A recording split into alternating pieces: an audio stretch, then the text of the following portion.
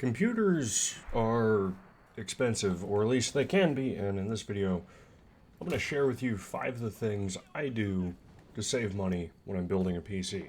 This will be a gameplay commentary with some footage thrown in here and there. The game is called Enlisted. It's a free-to-play shooter linked below. The video is not sponsored, I just enjoy the game, so I play it.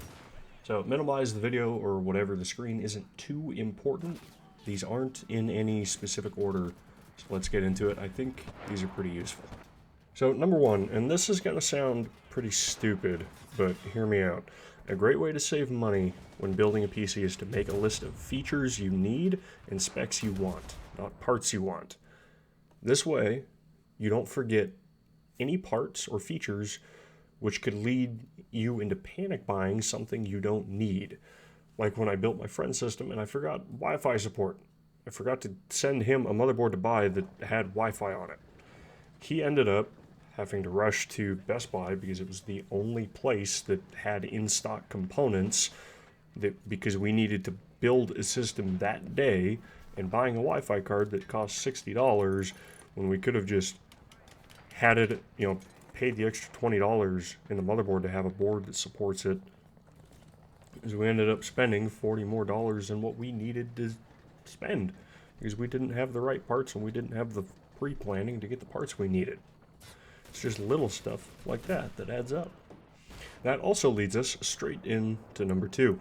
Don't be afraid to piece together your PC bit by bit as you're saving the money for it instead of buying everything all at once. And don't be afraid to buy similar components.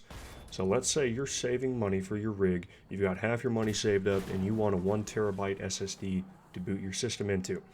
You open up Newegg, just kind of check prices, see what's going on, and there's a 1 terabyte SSD for sale that has all the same features and will perform very similarly to the SSD you had your eye on, except it's made by Seagate instead of Crucial, but it'll save you $25 to buy it right now instead of getting the Seagate you had your eye on. Well, you should buy it.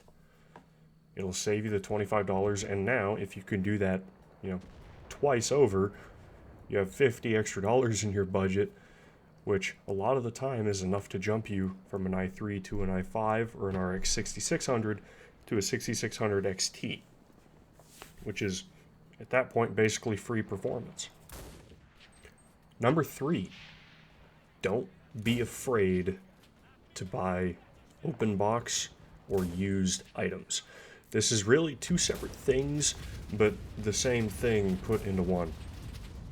Take my 3080 that I have in my rig, for example. I bought it open box from Micro Center for $800. That was $200 cheaper for the same exact performance. That's money saved on a product that still has a warranty if I need to use it. Now buying used parts is is different, but it's the same concept. You'll likely save more money than buying an open box product, but you won't have a warranty. Most of the time, you might keep like 6 months of the warranty if you're lucky. Take an RX 6600 XT. It performs very similarly to the GTX 1080. The 1080 can be had on the used market, at least where I live, for between $250 and $300. The RX 6600 XT is currently on sale for, call it $400 roundabout. So that's a potential $150 savings, but you're giving up a warranty and potentially buying a card that could not have been taken great shape in, and there's no real way to return it. However, in my experience with buying used parts, the vast majority of the time, it turns out okay.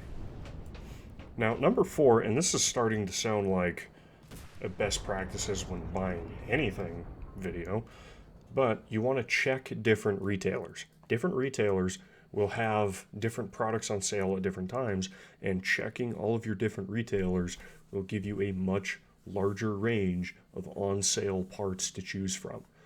Meaning that the SSD you want might not be on sale on Amazon, but it might be on sale at Newegg or Best Buy or wherever else.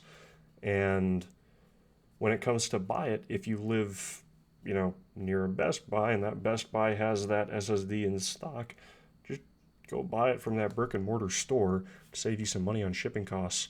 Or maybe you're like me and there's a retailer with a specific, you know, specific deal going on that they don't charge you sales tax on your online purchase, which doesn't sound like a lot, but on a $2,000 purchase at 7 to 10% sales tax, that's, yeah, potentially $200 you're saving. That's a 6500 XT, as crappy as they are. It's a video card.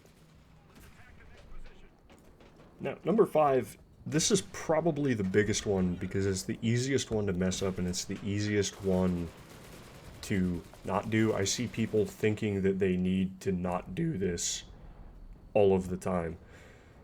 But anyway, it's don't pay for parts and features you don't need or will never use. Unless you have a specific need for it, you probably don't need 10 gig networking for your half a gig internet connection. And by the time you can actually use that 10 gig connection, you'll be building a new PC anyway. Unless you intend on buying a new monitor, you don't need a 3080 Ti for your 1080p 60Hz panel.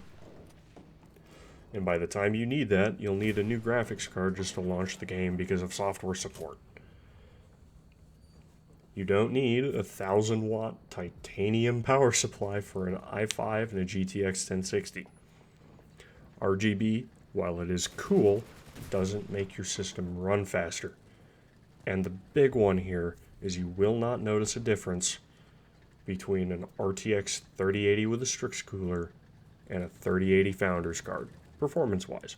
You might notice a difference thermally and acoustically. So that's where that kind of becomes more important on the higher end cards. But on a 3060, you don't need to be paying the extra $200 for the Strix cooler. Don't recommend doing it. I recommend not doing it all of the time. Anyway, that was a quick 5 ways to save some money when you're building your next PC.